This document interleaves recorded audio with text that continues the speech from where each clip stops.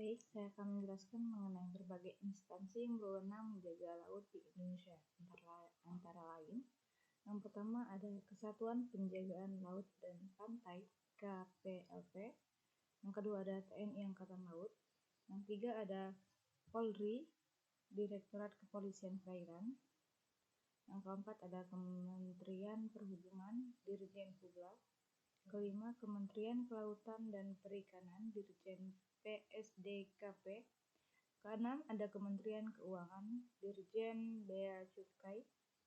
Ketujuh, Bakamla.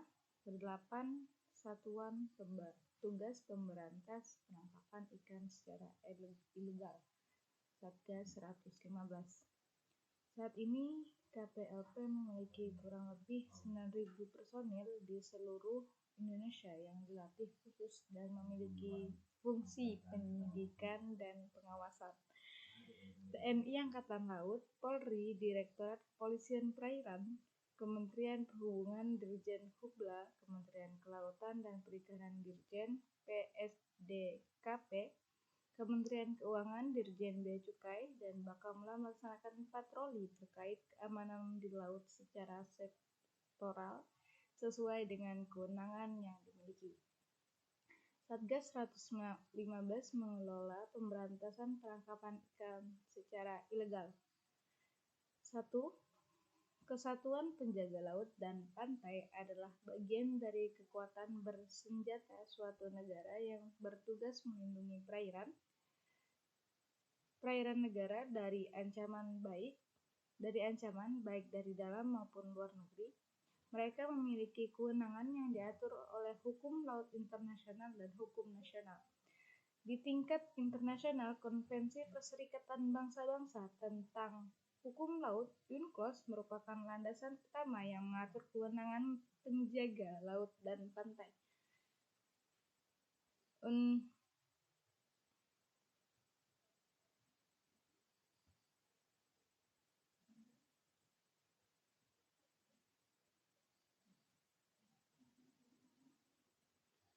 UNCLOS memberikan hak kepada negara untuk melindungi sumber daya alam di zona ekonomi eksklusif atau ZEE.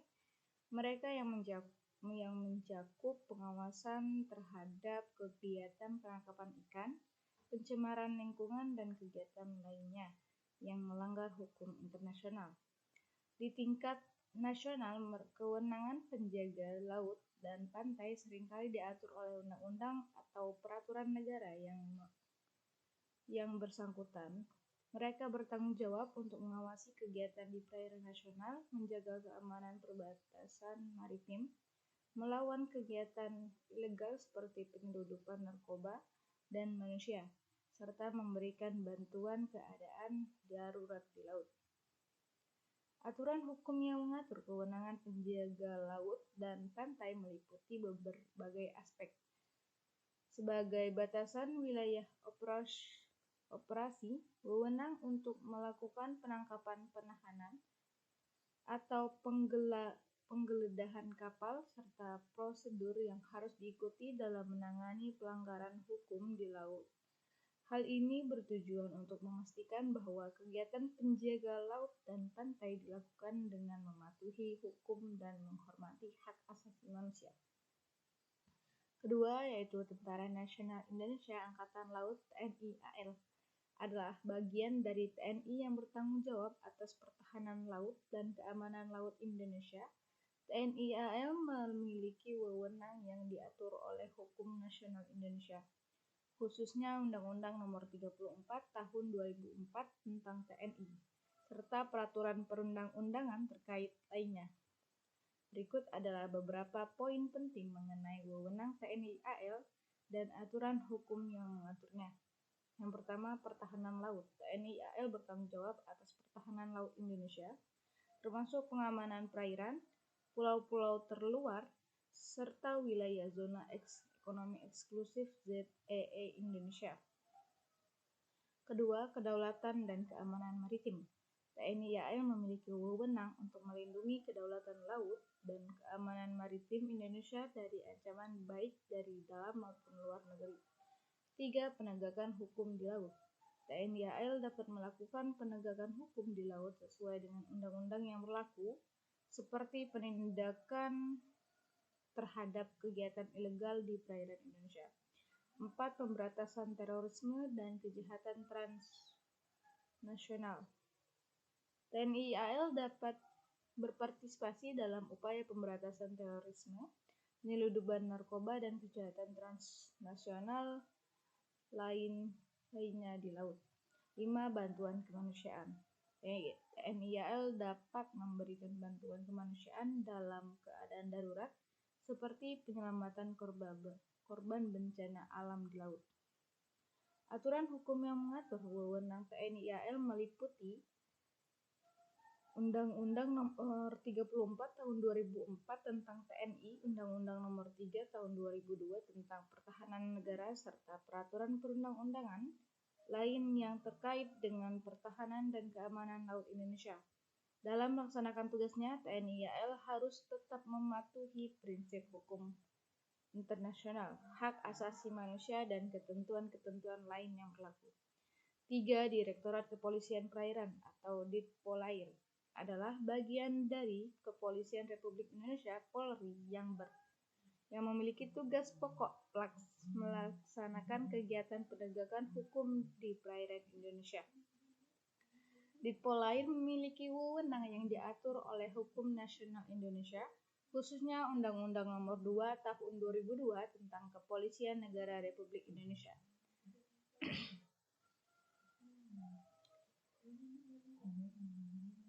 Berikut ada beberapa poin penting mengenai wewenang Ditpolair dari aturan hukum yang mengaturnya. 1. Penegakan hukum di perairan. Ditpolair bertanggung jawab atas penegakan hukum di perairan Indonesia, termasuk penindakan terhadap kejahatan seperti pencurian ikan, penyelundupan barang terlarang, dan tindak pidana lainnya yang terjadi di laut. 2. Pengamanan perairan. Ditpolair turut bertanggung jawab dalam menjaga keamanan perairan Indonesia, baik dari ancaman kejahatan maupun ancaman lain yang dapat mengganggu ketertiban di perairan. 3. Penyelamatan dan pencarian korban.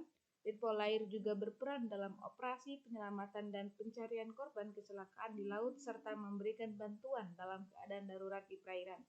4. Pencegahan pelanggaran hukum di perairan. Ditpolair melakukan patroli dan kegiatan preventif lainnya untuk mencegah terjadinya pelanggaran hukum di perairan. Aturan hukum yang mengatur wewenang Ditpolair meliputi Undang-Undang Nomor 2 Tahun 2002 tentang Kepolisian Negara Republik Indonesia, serta peraturan perundang-undangan lain yang terkait dengan penegakan hukum di perairan dalam melaksanakan tugasnya. Ditpolair harus tetap mematuhi prinsip-prinsip hukum internasional, hak asasi manusia, dan ketentuan-ketentuan lain yang berlaku. 4. Direktorat Jenderal Perhubungan Laut (HUBLA) merupakan bagian dari Kementerian Perhubungan Republik Indonesia yang memiliki tugas pokok menyelenggarakan perumusan, penetapan, dan pelaksanaan kebijakan di bidang perhubungan laut. Dirjen HUBLA memiliki wewenang yang diatur oleh Hukum Nasional Indonesia, khususnya Undang-Undang Nomor 17 Tahun 2008 tentang pelayaran. Berikut adalah beberapa poin penting mengenai wewenang Dirjen HUBLA dan aturan hukum yang mengaturnya. 1. Pengaturan dan pengawasan pelayaran. Dirjen HUBLA bertanggung jawab atas pengaturan dan pengawasan pelayanan di perairan Indonesia, termasuk izin operasi kapal, keamanan kapal, dan keselamatan pelayaran. 2. Pengembangan sarana dan prasarana perhubungan laut. Dirjen HUBLA melakukan pengembangan sarana dan prasarana perhubungan laut untuk mendukung kelancaran dan keamanan pelayaran. 3. Penyelenggara sistem informasi perhubungan laut. Dirjen HUBLA menyelenggarakan sistem informasi perhubungan laut untuk memantau dan mengontrol kegiatan pelayanan di perairan Indonesia. 4. Pengelolaan sumber daya alam di perairan. Dirjen HUBLA berperan dalam pengelolaan sumber daya alam di perairan seperti pengaturan kegiatan penangkapan ikan dan pengelolaan lingkungan laut. Aturan hukum yang mengatur wewenang Dirjen HUBLA meliputi Undang-Undang Nomor 17 Tahun 2008 tentang pelayaran serta peraturan perundang-undang lain yang terkait dengan perhubungan laut dalam melaksanakan tugasnya, Dirjen Hubla harus tetap mematuhi prinsip-prinsip hukum internasional, hak asasi manusia, dan ketentuan-ketentuan lain yang berlaku. Mungkin sekian, terima kasih. Assalamualaikum warahmatullahi wabarakatuh. Halo, balik lagi bersama aku Fenty Mariska. Kali ini kita akan melanjutkan penjelasan dari teman aku yaitu Rizna Amelia terkait instansi apa saja yang berwenang untuk menjaga laut Indonesia. Nah, aku ulang ya. Yang pertama itu ada Kesatuan Penjagaan Laut dan Pantai atau disingkat dengan KPLP. Yang kedua ada TNI Angkatan Laut. Yang ketiga ada Polri, Direktorat Kepolisian Perairan. Kemudian yang keempat ada Kementerian Perhubungan atau Dirjen Hubla. Yang kelima itu ada Kementerian Kelautan dan Perikanan Dirjen PSDKP, dan yang keenam itu ada Kementerian Keuangan Dirjen Bea Cukai, dan yang ketujuh ada Bakamla, dan yang terakhir yaitu kedelapan ada Satuan Tugas Pemberantasan Penangkapan Ikan Ilegal atau biasa disingkat dengan Satgas 115. Nah, melanjutkan penjelasan dari teman aku tadi, yang kelima itu ada Direktorat Jenderal Pengawasan Sumber Daya Kelautan dan Perikanan atau biasa disingkat dengan PSDKP. Nah, ini tuh merupakan bagian dari Kementerian Kelautan dan Perikanan Republik Indonesia yang memiliki tugas pokok melaksanakan pengawasan, pengendalian, dan penegakan hukum di bidang kelautan dan perikanan. Nah, Dirjen PSDKP memiliki wewenang yang diatur oleh Hukum Nasional Indonesia, khususnya Undang-Undang Nomor 45 Tahun 2009 tentang Perikanan. Nah, ini ada beberapa poin penting mengenai wewenang Dirjen PSDKP ini, yaitu yang pertama pengawasan sumber daya kelautan dan perikanan. Nah, Dirjen PSDKP itu bertanggung jawab atas pengawasan sumber daya kelautan dan perikanan, termasuk pengawasan terhadap kegiatan penangkapan ikan yang melanggar hukum. Terus yang kedua, itu pengendalian dan penegakan hukum di laut. Dirjen PSDKP itu melakukan pengendalian dan penegakan hukum di laut terkait dengan kegiatan perikanan yang merugikan sumber daya kelautan di perikanan. Kemudian yang ketiga, itu ada penyidikan dan penindakan. Dirjen PSDKP ini memiliki wewenang untuk melakukan penyidikan dan penindakan terhadap pelanggaran hukum di bidang kelautan dan perikanan. Kemudian yang keempat itu ada kerjasama internasional. Dirjen PSDKP juga berperan dalam menjalin kerjasama internasional dalam bidang pengawasan sumber daya kelautan dan perikanan. Kemudian lanjut yaitu yang keenam itu ada Direktorat Jenderal Bea dan Cukai atau Bea Cukai. Ini adalah bagian dari Kementerian Keuangan Republik Indonesia yang memiliki tugas pokok menyelenggarakan penerimaan negara bukan pajak atau PNBP dan pengawasan fiskal di bidang kepabeaan atau cukai. Nah, Dirjen Bea Cukai ini memiliki wewenang yang diatur oleh hukum nasional di Indonesia, khususnya Undang-Undang Nomor 10 Tahun 1995 tentang kepabeaan. Nah, ini beberapa wewenang dari Dirjen Bea Cukai itu sendiri yang diatur secara hukum. Yang pertama itu ada penerimaan negara bukan pajak. Dirjen Bea Cukai itu bertanggung jawab atas penerimaan PNBP dari kegiatan kepabeanan atau cukai seperti bea masuk, pajak, pertambahan nilai, dan cukai. Kemudian yang kedua itu ada pengawasan fiskal, yaitu melakukan pengawasan fiskal terhadap kegiatan impor, ekspor, dan kegiatan lain yang terkait dengan kepabeanan cukai tadi untuk memastikan kepatuhan terhadap ketentuan peraturan perundang-undang. Kemudian yang ketiga itu ada pemberian fasilitas terkait bea cukai itu tadi. Nah, untuk memberikan fasilitas itu tadi seperti fasilitas impor tanpa biaya masuk atau biasa disingkat dengan ITBM atau fasilitas cukai tertentu sesuai dengan ketentuan yang berlaku. Kemudian yang keempat, penindakan pelanggaran.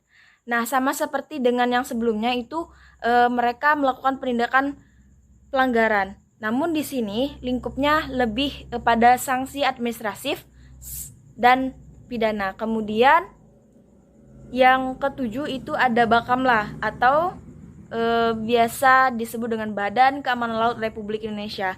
Nah, ini berperan penting di Indonesia, yaitu lebih dominan untuk menjaga wilayah laut Indonesia. Ini adalah lembaga pemerintah dan kementerian yang memiliki tugas utama melaksanakan patroli, pengawasan, dan penegakan hukum di perairan Indonesia. Nah, Bakamla itu memiliki wewenang yang diatur oleh hukum nasional Indonesia, khususnya Undang-Undang Nomor 32 Tahun 2014 tentang pemerintahan daerah. Untuk wewenangnya yaitu yang pertama pengawasan dan patroli di perairan, kemudian juga ada penegakan hukum tadi seperti sebelumnya, namun ini dilaksanakan di laut, kemudian termasuk penindakan terhadap pelanggaran hukum yang terjadi di perairan Indonesia. Kemudian yang ketiga itu penyelamatan dan pencarian korban di laut. Ini dilakukan oleh Bakamla. Nah, dalam operasi penyelamatan dan pencarian korban kecelakaan di laut serta memberikan bantuan dalam keadaan darurat di perairan. Kemudian yang keempat itu ada kerjasama dengan instansi lain, seperti halnya kerjasama dengan Polri atau kementerian-kementerian yang sebelumnya sudah saya sebutkan tadi, untuk meningkatkan efektivitas pengawasan dan penegakan hukum di perairan. Kemudian yang terakhir itu ada Satuan Tugas Pemberantasan Penangkapan Ikan Ilegal atau Satgas 115. Nah, ini adalah suatu tugas yang dibentuk oleh pemerintah Indonesia untuk melakukan penegakan hukum dan pemberantasan kegiatan penangkapan ikan ilegal yang diatur khusus dalam Undang-Undang Nomor 45 Tahun 2009 tentang Perikanan. Nah, berikut mengenai wewenang Satgas 115. Yang pertama itu penegakan hukum di perairan, termasuk penindakan terhadap kapal-kapal yang melakukan pelanggaran di wilayah perairan Indonesia, kemudian juga penyidikan dan penindakan, termasuk penangkapan kapal-kapal tadi, melakukan penindakan terhadap kapal-kapal yang melakukan kegiatan ilegal, kemudian juga koordinasi dengan instansi terkait, seperti Bakamla segala macam tadi. Kemudian yang keempat, pencegahan penangkapan ikan ilegal. Nah, selain melakukan penindakan, Satgas 115 juga berperan untuk upaya pencegahan kegiatan penangkapan ikan ilegal melalui pengawasan dan sosialisasi kepada masyarakat. Aturan hukum yang mengatur wewenang